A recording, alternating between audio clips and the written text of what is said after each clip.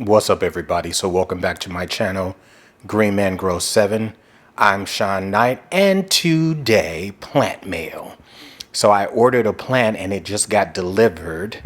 And so I wanted to show you guys. I'm going to do a follow-up on this plant, but look at this. The Philodendron mexicanum.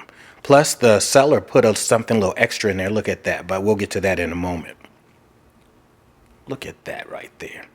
So I am going to clean the plant off, take it out of the saran wrap, and I will be back in a moment.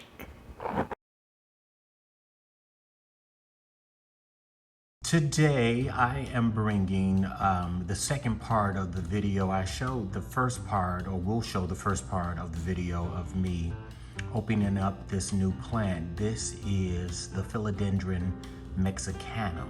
And so I neglected, and forgive me, when I got the plant 2 weeks ago, it had no roots on it. It only had aerial roots and this new growth point. Well, I put it in perlite and I put it in this plastic clear container so that it can begin its rooting process, you know, propagating it. And you'll see there's 2 other plants in here, and there'll be a video about these 2 plants later, but this is a way that I actually get some plants. This mexicanum is one of my plants that I wanted. It was a wish list plant for a while, and I did not want to purchase a large plant, as these plants will grow large. I wanted something small, and I couldn't find a small plant within my price range, but I did find a cutting.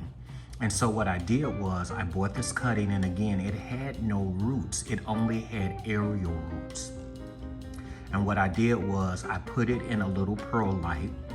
I moistened the perlite. I did not wet it. I did not make the perlite soaking wet. I only moistened it. And the intent is to create moisture around where the node was, around where the aerial roots that were currently on the plant were, to produce rooting.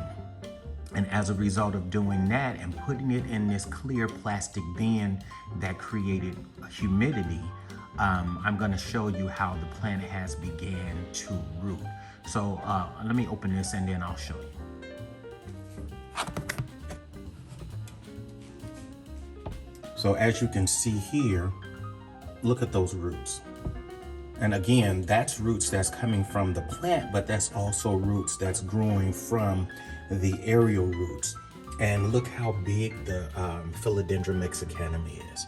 And so this is one of those wish list plants. And like I said, the reason why I do this is to show that there is a different way. I've done this before to get those type of plants that you want. If you're willing to go through the experience of propagation, because it is an experience, and sometimes it works and sometimes it doesn't. And so I'm going to be taking this out and see if I have significant enough roots to pot it up. I may want it to stay in a little while longer, but I'll check. So I'll get back to you. Okay, so I've taken the plant out of the plastic bin, what I call my propagation bin, as most people do that use this. And as you can see, again, it being outside of the propagation bin, there's roots. But I got gloves on because I prefer to work with the perlite and the roots with gloves. Let's see if we have significant roots. And you guys, look at this. And so, like I said, now you can see that this didn't have any roots. It only had the aerial roots, but the aerial roots are now growing roots, and you got this long root on the side. And so you have some roots there that's also growing from the aerial roots. So I'm not sure. I don't know if I want to go ahead and plant it now or wait for more roots. I think I'm going to plant it now. And I'm gonna tell you why. If you look here at the end of this new growth point, I'm gonna have to cut that because, is it focusing? Come on, there you go. It looks like that's rotting. And so I want to cut that, and maybe that portion of the plant is getting too much moisture. I'm not sure, but you can see here, look, it wants to emerge from that growth point. And so I'm going to pot this up and I hope for the best, but I think I have enough roots on here already that the plant will just go ahead and root. I'm going to put it in a very chunky aerial medium. Okay, everybody, so here is the cutting, the Mexicanum potted up, and what I did was I put it in my aeroid substrate that I told you. It's some orchid bark in there, it's some cocoa coir, it's some coconut husk chunks, perlite, it is a couple of pieces of leca in there, and basically what I did was, since it was in the perlite propagating, I took some of that same perlite and mixed it with everything else that I've indicated. And the reason I did that is because it was used to that ecosystem. It was used to that energy from that perlite being wrapped around the roots. So I wanted it to be familiar with, and to help it through the transition of coming out of the propagation box and now being outside of the propagation box. I believe after I really looked at it and wiped off some of the perlite, it had enough rooting or enough roots to just be rooted up and potted up, I should say. And so, this is again another way to get those plants that you want if you can get a cutting. But I will say that it's dicey. It's because, it's enough when a plant has to go through the transitional period of being shipped. It's enough when you have a fully rooted plant that goes through that. And sometimes cuttings can be a little more sensitive.